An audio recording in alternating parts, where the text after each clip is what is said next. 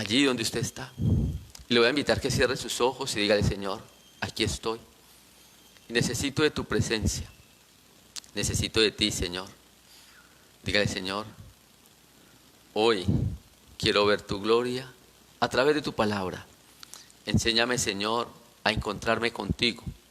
Enséñame, Señor, a ver y a escuchar tu voz. Enséñame, así como un día Job dijo: mis ojos ahora te ven, Señor. Mis ojos ahora te escuchan, Señor. Hoy me acerco a tu presencia. Y quédese delante de Él, dígale: Señor, te damos gracias. Te alabamos y te bendecimos en Cristo Jesús. Amén y amén. Bueno, familia, muy buenos días acá en América, acá en Colombia. Y buenas tardes para Asia y Europa. Bueno, vamos a este tiempo tan maravilloso. Recuerde, vida para el día. Todos los días el Señor nos da su vida para estar delante de su presencia. Entonces, hoy, en este último día del mes de mayo, día 31 de mayo, vamos a ver su gloria, su majestuosidad, a lo que nos tiene preparado el día de hoy, invitándoles para que todos los días su palabra sea en nosotros. ¿Por qué nuestro devocional se llama Vida para el Día? Porque recuerde que la palabra del Señor dice: yo soy el camino, yo soy la verdad y yo soy la vida. Nadie va al Padre sino a través de mí, dice el Evangelio de San Juan. Entonces, esa vida es porque usted todos los días se tiene que alimentar. Vida para el día. Yo todos los días. Es que la vida de Cristo tiene que estar en mí todos los días. No es un momento, no es por cierto tiempo, no, es diario. Y hoy vamos a ver un tema. Ya mañana terminamos esta serie de esforzados. Y el día lunes iniciamos con el poder del Evangelio. Esa va a ser nuestra nueva serie para el mes de junio. Invitándole también, recuerde que el lunes es festivo en Colombia, entonces lo que es el viernes, domingo y lunes, nuestra conexión es a las 8 de la mañana. Bueno, un esforzado deja la ceguera espiritual. Y lo voy a invitar que usted vaya al libro de Filemón, capítulo 1, versículo 9. Dice: más bien te ruego por amor, siendo como soy, Pablo, ya anciano y ahora además prisionero de Jesucristo. Vamos a hablar de un hombre que en contexto fue un gran siervo del Señor. Pablo siempre, él mismo, se dio esa alusión de decir apóstol del Señor Jesucristo y siervo de Dios. Usted lo encuentra en la carta a los romanos, usted lo encuentra en la carta a los corintios, lo encuentra en la carta a los gálatas, a Filemón, siempre reconociendo que él era un siervo del Señor Jesucristo, que él era un apóstol de Dios, reconociendo esas cualidades que Dios le ha dado. Entonces, en el libro de los Hechos, se habla entonces de un hombre llamado Saulo. Ese hombre era un hombre sanguinario con los cristianos, un hombre perseguidor de la iglesia. Era un hombre que mataba y se gozaba en matar a aquellos cristianos o seguidores de Cristo. Recuerde que en el libro de Hechos, si no me equivoco, por allá en el capítulo 19, es donde le dan el nombre por primera vez a los cristianos. Y se llaman cristianos, libro de Hechos. Entonces, este Saulo, aquel hombre perseguidor de la iglesia de Cristo, se gozaba y él decía que necesitaba entonces acabar con esta secta. Dice el libro de los Hechos, capítulo 8, versículo 3. Y Saulo asolaba la iglesia, y entrando casa por casa arrastraba a hombres y a mujeres y los entregaba en la cárcel.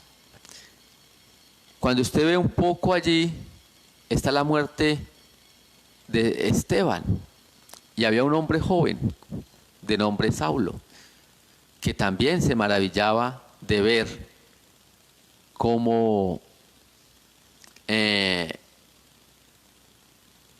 moría Esteban apedreado por ser un seguidor de la Iglesia de Cristo. Pero entonces uno se tiene que hacer una pregunta o se pregunta en muchas veces lo siguiente. Cuando vemos a este hombre con esta descripción, sanguinario, perseguidor de la iglesia, celoso, ¿por qué Dios o cómo hizo Dios para perdonarlo? Y eso es lo que nos preguntamos muchas veces. Nosotros decimos, pero esta persona sí tiene perdón de Dios. Y eso es lo que nos preguntamos muchas veces. ¿Sí? Muchas veces. Nosotros somos hombres y mujeres que condenamos o llegamos y decimos, esa persona no tiene perdón de Dios. Pero resulta que no, mire Dios. Un hombre que persiguió su iglesia. Un hombre que todos los días entonces encarcelaba a aquellos hombres y mujeres que entregaban su vida por el Evangelio. Pero entonces, ¿qué vio Dios en este Saulo? Porque el problema no está en que Dios lo haya perdonado, porque Dios es justo, fiel y misericordioso en todo. Lo que uno se tiene que preguntar es qué vio Dios en el corazón de Saulo. Porque no solamente lo perdonó, sino que lo hizo su apóstol. Lo hizo entonces aquel hombre especial.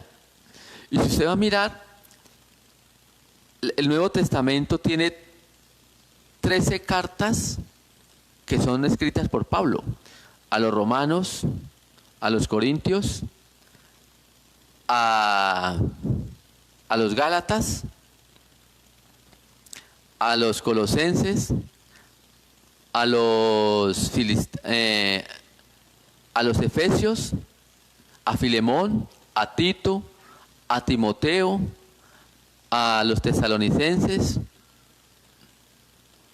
Cartas que él escribió. Pero ¿qué le vio Dios a este hombre? ¿O qué vio Dios en este hombre? El primer libro de Samuel, capítulo 16, el versículo 7, en la parte B, siendo esto una pregunta muy difícil para responder, porque el corazón del hombre es engañoso, pero Dios lo conoce. Y mire lo que dice 1 Samuel 16, 7 en la parte B. Porque Jehová no mira lo que mira el hombre, pues el hombre mira lo que está delante de sus ojos, pero Jehová mira el corazón. Nosotros miramos en Saulo, el hombre sanguinario, perseguidor de la iglesia, el hombre soberbio, el hombre altivo, pero Dios vio más allá. Dios vio el corazón que tenía Saulo. Difícil, ¿cierto? Entonces nosotros lo que hacemos es señalar. No, esa persona es esto, esto, esto y esto. Porque nuestra ceguera espiritual nos lleva a eso. Somos ciegos espirituales, que no servimos sino para señalar. Pero en cambio Dios no mira así. Dios mira más allá. Dios mira entonces algo más profundo. ¿Y qué es eso tan profundo? Miremos. ¿Sabe qué vio Dios en Saulo? La simple interpretación de la Biblia a nosotros nos enseña un hombre despiadado por la obra de Dios. ¿Sí? Pero Dios no vio eso. ¿Sabe qué vio Dios en él? Dice el libro de Hechos, capítulo 22, versículo 3, en la parte B. Dice, estrictamente conforme a la ley de nuestros padres, celoso de Dios, como hoy lo sois todos vosotros. Pablo, era un hombre celoso por la obra de Dios. Lo que pasa es que Pablo estaba equivocado.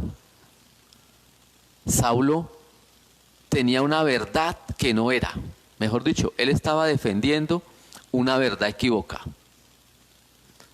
Era celoso y por eso era que él perseguía a los cristianos. Porque para él los fariseos, o sea, la religión de los fariseos, fariseísmo, era la religión real y verdadera. Era la religión que había nacido. Esa religión no podía, un ejemplo, hoy en día hay una religión y hay muchas personas que la defienden que porque esa es la religión verdadera, que porque esa fue la religión que implementó Cristo, y eso es falso. Dios no implementó ninguna religión. Cristo no implementó ninguna doctrina cristiana. Él solamente implementó ¿qué? La salvación. Cristo vino, hizo una sola iglesia que la edificó sobre Pedro, y no es la iglesia de esta doctrina. No. Nunca le puso nombre a una religión. Eso no lo hizo Cristo. Cristo vino, habló del Evangelio, Cristo vino y habló de lo que es la palabra del reino de los cielos, la salvación, entregó su vida en la cruz, pero no dejó una iglesia en el sentido con un nombre. Es que la iglesia verdadera es esta. Falso. Pablo habla de una sana doctrina. Sí vino y estableció una sana doctrina. ¿Quién es la iglesia para Cristo? Todos nosotros, todos los que le hemos recibido. Todos los que se congregan en una sana doctrina, que le hayan recibido y aceptado como Señor y Salvador, son su iglesia. Es que nosotros no somos, la iglesia somos nosotros, los hombres que hemos aceptado. Los lugares de congregarnos se llaman templos. Pero entonces mire cómo muchas personas defienden esta doctrina porque están como Saulo. Lo hacen por un celo, pero un celo porque están equivocados. Qué bueno fuera que entendieran la verdad de Cristo y la siguieran defendiendo. Y veamos lo que pasó entonces con Saulo. Entonces, ese Saulo no perseguía a la iglesia porque él fuera una persona que no amara a Dios. No, es que él amaba mucho a Dios y defendía su doctrina. Él defendía entonces, como le decía ahorita, la doctrina de los fariseos. Él era ignorante de la verdad de Cristo. Él no conocía, yo soy el camino, yo soy la verdad y yo soy la vida. Eso no lo conocía Saulo. No, él defendía la doctrina de los fariseos. ¿Cuál era la doctrina? Un Padre y un Espíritu Santo, y estaban esperando que viniera un Redentor, un Mesías. Ellos esperaban. Poner duras cargas a las personas. Eso les dijo el Señor Jesucristo. En ese tiempo estaban los fariseos y los seduceos. Esas eran las dos congregaciones o dos doctrinas que se veían en el Antiguo Testamento, en el Nuevo Testamento. Esos son los que venían desde atrás. Esas dos doctrinas eran y fueron las que encargaron de crucificar a Cristo. Pero entonces, ¿qué nos lleva a todo esto? Mire, como Pablo no conocía esa verdad, él defendía una verdad que para él era, se lo repito, era una religión verdadera. Solo defendía lo que para él era una tradición. Él defendía entonces a Dios a su manera y en su verdad. Por eso él tenía una ceguera espiritual. Saulo lo que quería era que la gente agradara a Dios, pero no como cristianos, sino de la forma que él quería, con su religión, con su tradición. ¿Usted no ha notado que aquella religión entonces defienden y quieren que usted adore y que usted reconozca que ellos son los verdaderos? Y eso es una equivocación. están perdidos por falta de conocimiento, son ignorantes en conocer la verdad. ¿Por qué? Porque no escudriñan las Escrituras. Lastimosamente, esta religión no está demandada a estudiar y a escudriñar las Escrituras, no. Usted nunca los ve llegar a sus templos con una Biblia en la mano. No importa qué Biblia sea, si sea la Biblia de 66 libros o la Biblia de 73, pero que llegaran con una Biblia, no. ¿Sí? Aquel sacerdote que predice sus reuniones no les pide que traigan una Biblia. Entonces por eso no ven ellos que están errados y que no hay una verdad. Y eso le pasaba a Pablo, en ese caso a Saulo. ¿Qué le pasó entonces a Saulo? ¿O qué pasó en la conversión de Saulo? Saulo tuvo un encuentro entonces personal con Cristo, que lo llevó a conocer la verdad, a salir de su ignorancia. ¿Y es donde entró? Entonces, hoy Saulo conoció esa verdad que él tanto defendía, pero ya conoció la que era verdadera y la que era real.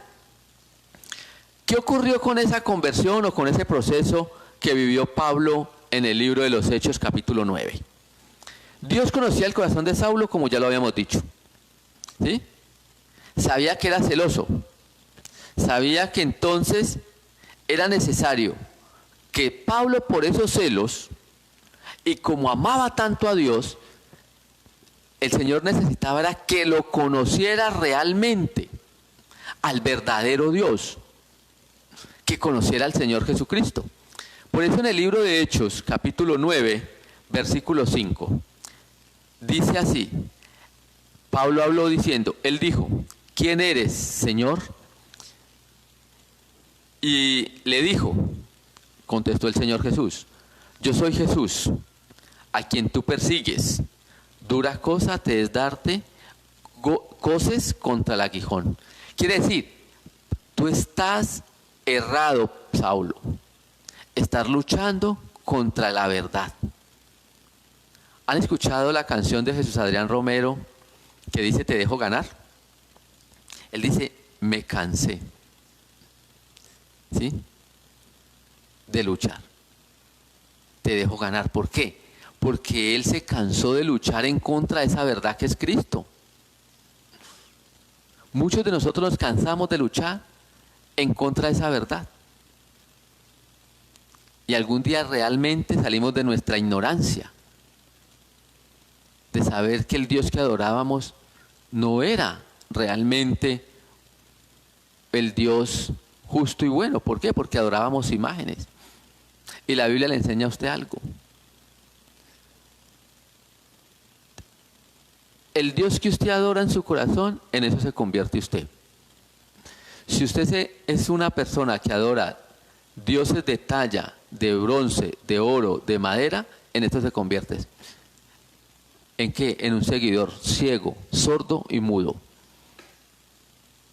Por eso no ves la gloria de Dios. Pero si tú buscas al Dios que es invisible, al omnipotente, al todopoderoso, ese Dios te va a dar entonces, te va a permitir ver, oír, hablar y guardar en el corazón. Pero cuando yo no veo a ese Dios maravilloso, yo no lo puedo seguir. Lastimosamente eso lo estamos viviendo, que muchos están adorando a unos dioses ciegos, mudos, sordos, porque son de madera, porque son de cerámica, porque son de oro. No pasa nada con ellos. Entonces este Saulo, ¿qué fue lo que pasó? Saulo reconoció que necesitaba una verdad, la verdad de Cristo. ¿Qué más pasó? Saulo necesitaba dejar la ceguera espiritual. Saulo defendía entonces su tradición religiosa, que es el fariseísmo. Él no era ciego de vista, sino de corazón. Su corazón tenía una escama que no le permitía ver realmente la gloria del Señor. ¿Sí? Muchos de nosotros puede ser que aún estemos andando en esa ceguera espiritual, que no estamos viendo la gloria de Dios. Por eso nuestra vida no cambia, Por eso usted sigue siendo altivo, por eso usted quiere seguir dependiendo de sus fuerzas, por eso a usted le cuesta estar delante de la presencia de Dios. Y se ha vuelto entonces, como se lo he dicho muchas veces, una mente religiosa. Y nos volvemos así, escasos espirituales. ¿Por qué? Porque tenemos ceguera espiritual. Miren lo que dice Hechos 9, 8, 9. Entonces Saulo se levantó de la tierra y abriendo los ojos no veía a nadie. Así que llevándole por la mano le metieron en Damasco, donde estuvo 3 días sin ver y no comió ni bebió. Sin ver. El Señor necesitaba que Pablo o Saulo quitara la ceguera espiritual para poder que entendiera y viera la verdad. El versículo 18 de ese mismo capítulo dice: y al momento le cayeron de los ojos como escamas, y recibió al instante la vista, y levantándose fue bautizado. 2 cosas importantes. La primera es que le cayeron de los ojos como escamas. Quiere decir, la ceguera espiritual no me permite el nuevo nacimiento. Cuando yo soy ciego espiritual, no puedo tener una relación íntima con Dios. No lo puedo hacer. Porque empiezo entonces a justificar, empiezo entonces a argumentar y empiezo a defender una verdad que no existe. Me vuelvo ignorante de la verdad de Dios. Me vuelvo escaso en la verdad de Dios. ¿Y eso qué le pasó a Pablo? ¿Se acuerdan de Nicodemo? Que el Señor le dijo: necesitas nacer de espíritu y de agua. Pues Pablo necesitaba lo mismo, nacer en el espíritu y en el agua. Y dice, fue bautizado.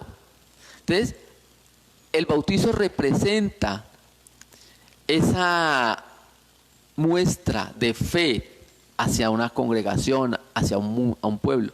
Nosotros nacemos, necesitamos tres bautizos: en espíritu, en agua y en fuego. El Espíritu Santo nos bautiza cuando nosotros recibimos a Cristo. En agua, la inmersión significa el viejo hombre. Y cuando somos o salimos del agua, ¿sí?, esa inmersión representa el nuevo hombre. Quiere decir, cuando yo me pongo inmerso en el agua, estoy dejando a ese viejo hombre allí. Cuando salgo, soy un hombre transformado en Cristo. Y eso hizo Pablo, transformarse en un hombre que seguía a Cristo. Para que finalicemos, en Gálatas 2:20, Pablo dice, ya no vivo yo, ¿sí? Dice así, con Cristo estoy juntamente crucificado y ya no vivo yo, mas vive Cristo en mí, y lo que ahora vivo en la carne lo vivo en la fe del Hijo de Dios, el cual me amó y se entregó a mí mismo por mí. Pablo entonces entendió, ¿sí?, que esta nueva vida ya no era su vida de ego, que ya no era una vida de ignorancia en la verdad, sino que necesitó una nueva renovación, quitar la ceguera espiritual. La pregunta que nos debemos de hacer para que finalicemos es, ¿será que es que a mí ya se me quitó la ceguera espiritual? ¿Yo ya estoy viviendo como lo vive Pablo? ¿Sí? ¿Será que hoy estamos viviendo con Cristo? Mejor dicho, ¿Cristo está viviendo en mí? Vamos a orar. Amado Dios, hoy queremos darte gracias por esta mañana, por este día. Y decirte, oh Señor, que si nuestro corazón tiene ceguera espiritual, tú nos lo reveles, Padre amado. Quita, oh Dios, la incertidumbre, el temor y el miedo del corazón. Y si estamos equivocados, Señor, en la verdad, revélanosla, para que tu palabra y tu gracia y tu misericordia nos hagas vivos y eficaces, Señor. Te doy gracias, oh Dios altísimo, porque tu misericordia con nosotros, Señor, es sobrenatural y sobreabundante. Padre, te damos gracias y nos quedamos en tu dulce presencia en esta mañana, en Cristo Jesús. Amén y amén. Bueno, familia, que Dios les bendiga y que las ventanas de los cielos sean abiertas sobre todos ustedes. Un abrazo, les amamos mucho. Nos vemos mañana a las 5 de la mañana. Chao.